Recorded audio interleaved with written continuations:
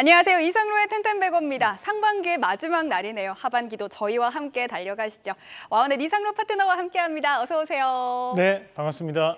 네, 다음 주 금요일 삼성전자와 LG전자의 잠정 실적 발표를 시작으로 실적 발표 시즌이 또 돌아옵니다. 저는 실적 발표 시즌 돌아올 때마다 벌써 3개월이 지났구나 이런 생각이 좀 드는데 오늘 시장에도 그 영향을 좀 받은 것 같아요.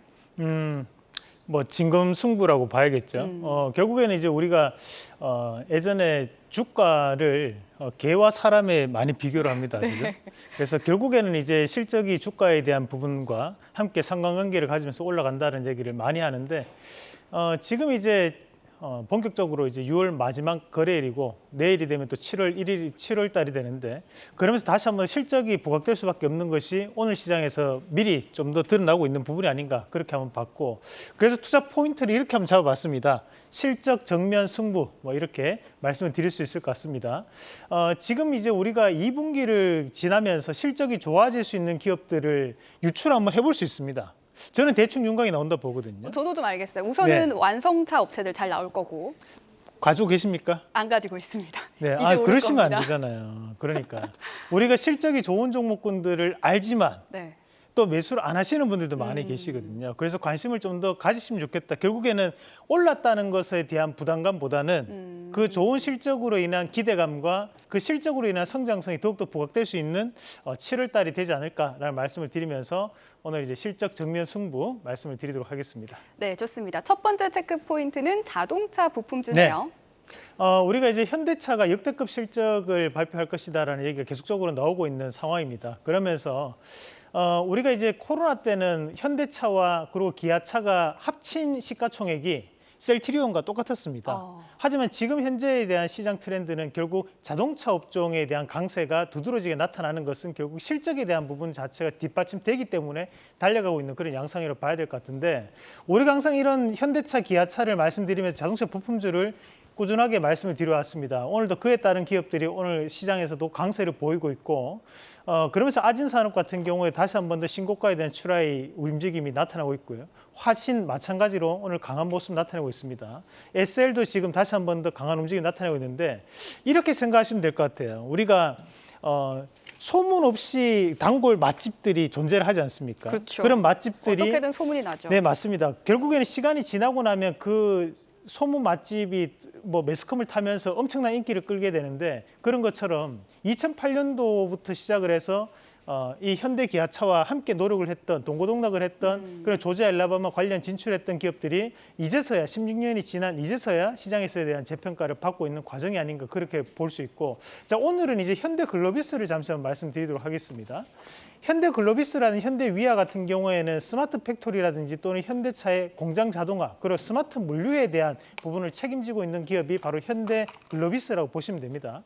그러니까 이 현대 글로비스 같은 경우에도 정의선 회장이 가장 많은 지분을 보유하고 있는 상황이기 때문에 앞으로에 대한 지배구조에 대한 개편이 얘기가 나온다면 다시 한 번 더 신고가에 대한 출하가 나타날 수 있는 가격대까지 올라온 부분이 아닌가라는 말씀을 드리겠습니다. 네, 두 번째 체크 포인트는 바로 아이폰입니다. 아이폰 관련주 살펴볼까요? 네, 가을이면 항상 출시라는 것이 그렇죠. 아이폰입니다. 9월 초중순쯤에 네. 항상 나오잖아요. 그래서 그런 아이폰이 지금 현재 아이폰 15에 대한 출시를 앞두고 있는 상황에서 전일 뉴스는 이제 중국 팍스콘 공장에서 물량을 확대했다는 뉴스였고 오늘 같은 경우에는 이제 디스플레이에 대한 물량이 늘어나지 않을까라는 기대감의 이슈가 좀 있었습니다. 그러면서 디스플레이 장비 업체들에 대한 재평가가 나타나고 있는 과정들이고 그에 따른 스마트폰 관련된 기업들도 다시 반등을 좀 붙이고 있는데 과연 스마트폰 관련 기업들이 좋은 실적을 발표할 수 있을까? 그건 아니라고 봐야 됩니다. 다만 우리가 여기서 기대하는 것은 기저효과라는 거죠. 그래도 작년보다는 좋아질 거야.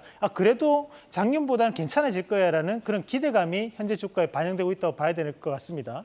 우리가 이런 FPCB 관련부터 시작을 해가지고 디스플레이 장비주들 모두 다 아이폰 관련주로 볼 수 있는데 그중에서도 직접적으로 애플과에 대한 관계를 가지고 있는 기업이 LG 이노텍, LG 디스플레이 관련된 기업들을 볼 수 있겠습니다. 그래서 일단 LG 디스플레이부터 한번 같이 보도록 하겠습니다.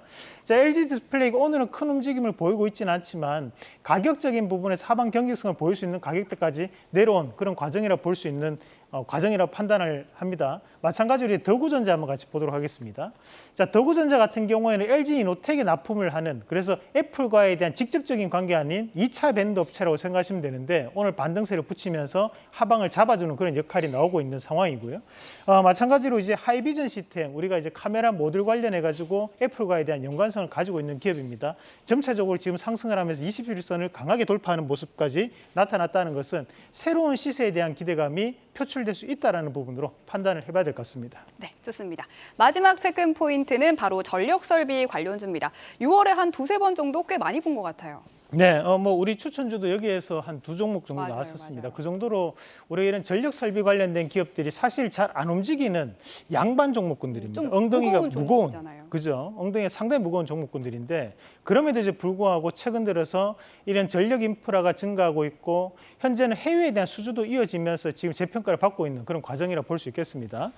그래서 여기 이런 전력 인프라 관련된 부분에 전력 설비 관련된 기업 5가지가 가장 중요하다는 말씀드렸습니다. 그 5가지 업체가 재룡전기, 일진전기, 효성중공업, 그리고 LS 일렉트릭, 그리고 HD 현대일렉트릭까지 이 5가지 종목이 변압기 관련된 기업이라고 보시면 되는데, 오늘 시장에서도 뭐 누구가 더 잘 나간다 못 나간다 상관없이 상당히 강한 상승세를 좀 보이고 있는 모습입니다. 재룡전기 한번 같이 보도록 하겠습니다. 최근 들어 신고가를 한번 찍고 난 다음에 조정세를 좀 붙이는 모습이었는데, 오늘 다시 한번 더 21선에 대한 지지를 강하게 받으면서 뽑아내는 그런 모습들이 나타나고 있기 때문에 이는 2분기 실적이 다시 한 번 더 개선될 수 있다라는 기대감이 현재 주가에 긍정적인 모멘텀으로 작용하면서 아마 이런 전력 설비 관련된 기업들도 다들 신고가에 대한 부분까지 다시 한번 넘어올 수 있는 그런 움직임이 나오지 않을까 말씀드리겠습니다. 네, 오늘은 실총 1조 이상으로 엉덩이가 좀 무겁지만 네. 점점 움직이고 있는 전력 설비 관련주 들고 오셨다고요? 네, 맞습니다. 일단 뭐 전력 설비 관련된 기업 안에서도 우리가 이제 효성중공업을 또 최근에 그게 토픽이기도 네, 했죠. 맞습니다. 말씀을 드리고 난 다음에 이렇게 무거운 종목 14%가 지금 또 급등하는 모습들도 나타났었고, 현재 이런 신고가에 대한 분위기는 좀 더 이어진다고 보고요. 마찬가지로 이제 일진전기 같은 경우에도 신고가를 찍고 난 다음에 현재 조정이 조금 나와 있는 상황인데, 다시 한번 더 신고가까지에 대한 흐름 기대를 해보도록 하고, 관련된 종목군들 한번 다시 한번 정리해서 보신다면, 우선 이제 변압기라고 해서 우리가 전기차에 대한 충전소에 대한 부분도 완화시킨다는 뉴스를 보셨을 겁니다. 그 말은 뭐냐면 결국 전기차에 대한 인프라를 확대할 수밖에 없는 상황이라는 거죠. 현재 전기차 충전소는 현행 변압기로는 불가능합니다. 무슨 말이냐면 급속 충전을 하기 위해서는 당연히 변압기에 대한 교체가 있어야 된다는 거거든요. 그런 변압기에 대한 교체가 이루어질 수 있다는 기대감에 지금 관련된 기업들에 대한 움직임이 나타날 수 있는 부분이라고 볼 수 있겠고요. 그래서 이렇게 빨강색 표시해 놓은 기업들은 현재 신고가를 갖다가 조정이 나왔던 기업들을 생각하시면 되겠습니다. 그리고 이제 전선 케이블 관련된 기업들도 한번 같이 보신다면, 뭐 강원전선이나 KT서브마린, 그 대원전선, 뭐 서전기전, 대한전선이 있는데, 자 여기에서도 이제 우리가 좀 더 차트적으로 좀 더 기술적인 부분에서 뭐랄까 이제 좀 슈팅이 좀 나올 수 있는 그런 기업들을 좀 더 빨강색으로 좀 표시를 해놨습니다. 그래서 우리가 지금까지는 변압기 관련된 기업들 위주로 오셨다면, 이제는 이런 전선 케이블류에 대한 관련된 기업들도 보시면서 좀 더 시장에 대한 부분의 테마가 확대될 수 있는 과정 안에 놓여 있다라고 판단하시면 될 것 같습니다. 우리가 실적이 결국 변압기 관련된 기업들이 좋아진다면 하단에 있는 앞서 전선 케이블 관련된 부분도 좋아질 수밖에 없다는 것도 반드시 기억을 하실 필요가 있겠습니다. 그러면 이제 또 관련 부자재 기업들도 있는데, 우리가 이제 재룡산업이라든지 또는 보성포와 비추르테크, 이 중에서도 현재 재룡산업 같은 경우에는 신고가를 한번 또 추라이를 했던 상황입니다. 그러면 현재 20선을 밟고 넘어갈 수 있는 자리이기 때문에 우리가 관심 있게 보시고요. 오늘 급등 나오고 있는 것이 PNT 테크인데, PNC 테크가 전력 계층 및 유지 보수를 하는 기업이기도 합니다. 그래서 이런 관련된 이슈가 지금 확장되고 있다는 것이 시장에 숨겨진 이슈가 될 수 있기 때문에 우리가 반드시 기억해보자는 말씀까지 드리겠습니다. 네, 좋습니다. 오늘의 원픽 공개해 주시죠. 자, 최근에 이제 이슈가 조금 나오고 있는 곳이 바로 이 KT 서브마린 말씀드리겠습니다.